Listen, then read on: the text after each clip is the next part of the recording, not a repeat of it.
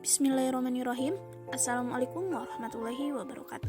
Kami mahasiswa dari Universitas Muhammadiyah Sukabumi.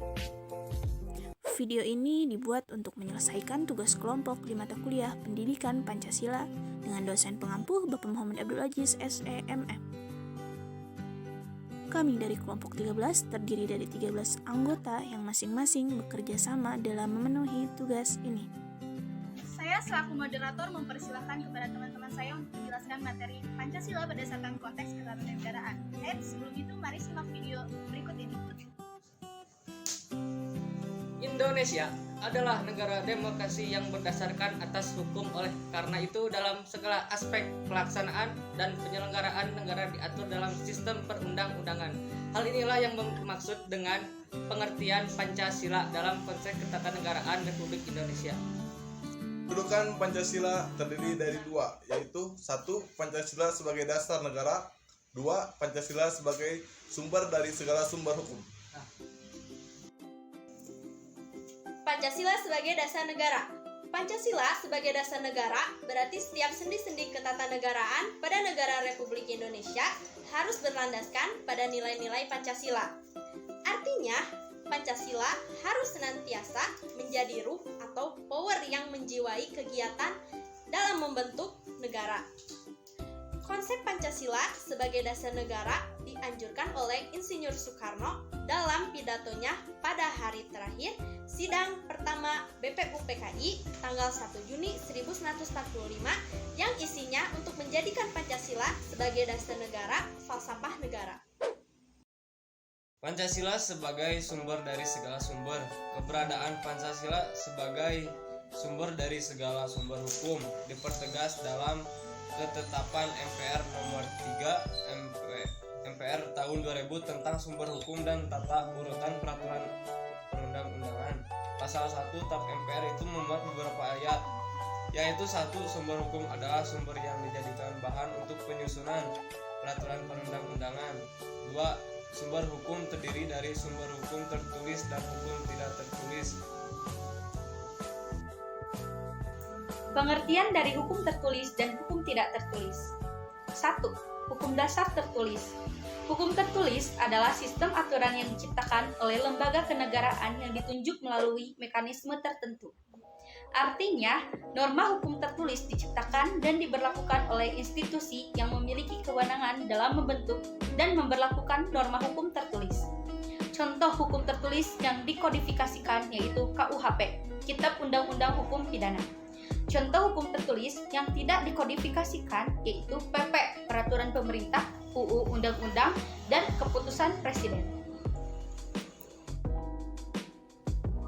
2. Hukum tidak tertulis, yaitu hukum yang tidak dituangkan atau dicantumkan dalam peraturan perundang-undangan, dan hukum tidak tertulis juga merupakan hukum yang hidup atau berjalan dan tumbuh dalam kehidupan masyarakat, atau adat atau dalam praktik ketatanegaraan. Contoh hukum tidak tertulis, yaitu hukum adat yang tidak tertulis atau dicantumkan dalam perundang-undangan, namun peraturannya sudah tertanam dan dipatuhi oleh daerah tertentu atau ada tertentu sehingga menjadi pedoman dalam tata pelaksanaan kehidupan bermasyarakat.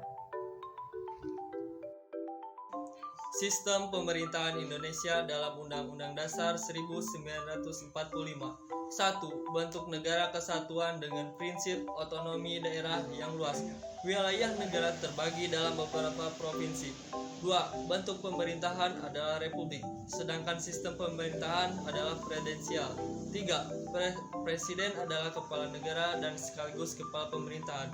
Presiden dan wakil presiden dipilih secara langsung oleh rakyat dalam satu paket. 4. Kabinet atau menteri diangkat oleh presiden dan bertanggung jawab kepada presiden. 5. Parlemen terdiri atas dua bagian, yaitu bikameral, Dewan Perwakilan Rakyat, dan DPR, dan Dewan Perwakilan Daerah DPD. Hubungan antara Pancasila dengan Undang-Undang Dasar 1945. Apa sih UUD itu? Undang-Undang Dasar 1945 adalah mengikat pemerintah lembaga negara dan lembaga masyarakat. Juga mengikat setiap warga negara Indonesia di mana saja dan setiap penduduk yang berada di wilayah Indonesia. Undang-undang bukanlah hukum biasa, melainkan hukum dasar yang semua tindakan dan perbuatan pemerintah dapat dipertanggungjawabkan pada ketatanegaraan. Bagaimana sih sifat dari Undang-Undang 1945 itu? Undang-undang bersifat singkat. Sifat singkatnya itu dikarenakan undang-undang itu sudah cukup apabila telah memuat aturan-aturan pokok saja, hanya memuat garis-garis besar sebagai instruksi kepada pemerintah dan lain-lain penyelenggaraan negara untuk melakukan tugasnya.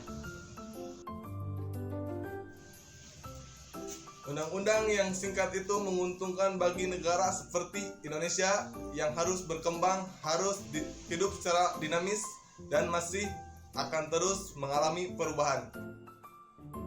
Kedudukan Undang-Undang Dasar 1945 dalam kerangka tata susunan norma hukum yang berlaku, Undang-Undang Dasar 1945 merupakan hukum yang menempati kedudukan tertinggi.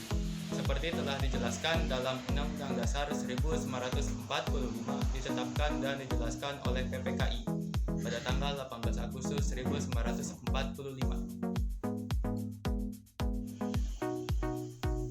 Dalam ayat 2 aturan tambahan UUD 1945 disebutkan bahwa dalam 6 bulan sesudah MPR dibentuk, majelis itu bersidang untuk menetapkan UUD. Aturan tambahan ini menunjukkan bahwa status UUD 1945 adalah tidak sementara karena telah ditetapkan oleh MPR menjadi konstitusi tertulis.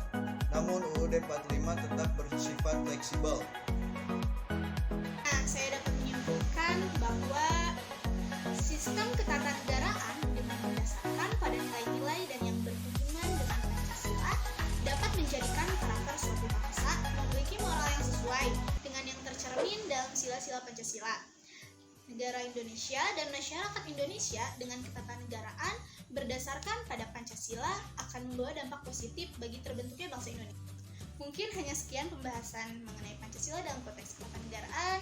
Jika ada kurang atau lebihnya mohon dipermaklum karena kita semua masih belajar. Cukup sekian, terima kasih. Wassalamualaikum warahmatullahi wabarakatuh.